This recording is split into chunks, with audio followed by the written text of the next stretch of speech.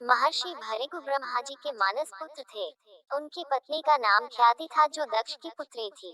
महर्षि भृगु सप्तर्षि मंडल के एक ऋषि हैं। सावन और भाद्रपद में वे भगवान सूर्य के रथ पर सवार रहते हैं।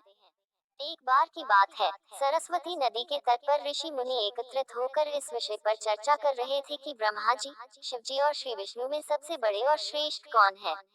इसका कोई निष्कर्ष न निकलता देख उन्होंने त्रिदेवों की परीक्षा लेने का निश्चय किया और ब्रह्मा जी के मानस पुत्र महर्षि भृगु को इस कार्य के लिए नियुक्त किया। महर्षि भृगु सर्वप्रथम ब्रह्मा जी के पास गए। उन्होंने न तो प्रणाम किया और न ही उनकी स्तुति की। यह देख ब्रह्मा जी क्रोधित हो गए। क्रोध की अधिकता से उनका मुख लाल हो गया। आंखों में अंगारे दहकने लगे। लेकिन फिर यह सोचकर कि ये उनके पुत्र हैं, उन्होंने हृदय में उठे क्रोध के आवेग को विवेक बुद्धि में दबा लिया। वहां से महर्षि भृगु कैलाश गए।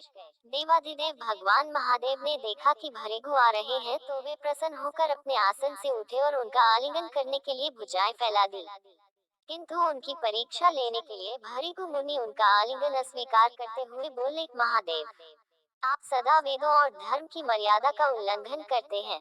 दुष्टों और पापियों को आप जो वरदान देते हैं, उनसे सृष्टि पर भयंकर संकट आ जाता है। इसलिए मैं आपका आलिंगन कदापि नहीं करूंगा। उनकी बात सुनकर भगवान शिव क्रोध से तिलमिला उठे। उन्होंने जैसे ही त्रिशूल उठाकर उन्हें मारना चाहा, वैसे ही भगवती सती ने बहुत अनुनय विनय कर किसी प्रकार से उनका क्रोध शांत किया। इसके बाद भृगु मुनि वैकुंठ लोक गए। उस समय भगवान श्री विष्णु देवी लक्ष्मी की गोद में सिर रख कर लेटे थे। भृगु ने जाते ही उनके वक्ष पर एक तेज लात मारी। भक्त वत्सल भगवान विष्णु शीघ्र ही अपने आसन से उठ खड़े हुए और उन्हें प्रणाम करके उनके चरण सहलाते हुए बोले, भगवान, आपके पैर पर चोट तो नहीं लगी? कृपया इस आसन पर विश्राम कीजिए। भगवान, मुझे आपके शुभ आगमन का ज्ञान न था, इसलिए मैं आपका स्वागत नहीं कर सका। आपके चरणों का स्पर्श तीर्थों को पवित्र करने वाला है। आपके चरणों के स्पर्श से आज मैं धन्य हो गया। भगवान विष्णु का यह प्रेम व्यवहार देखकर महर्षि भृगु की आंखों से आंसू बहने लगे। उसके बाद वे ऋषि मुनियों के पास लौट आए और ब्रह्मा जी, शिव जी और श्री विष्णु के यहाँ के सभी अनुभव विस्तार से कह बताया। उनके अनुभव सुनकर सभी ऋषि मुनि बड़े हैरान हुए और उनके सभी संदेह दूर हो गए।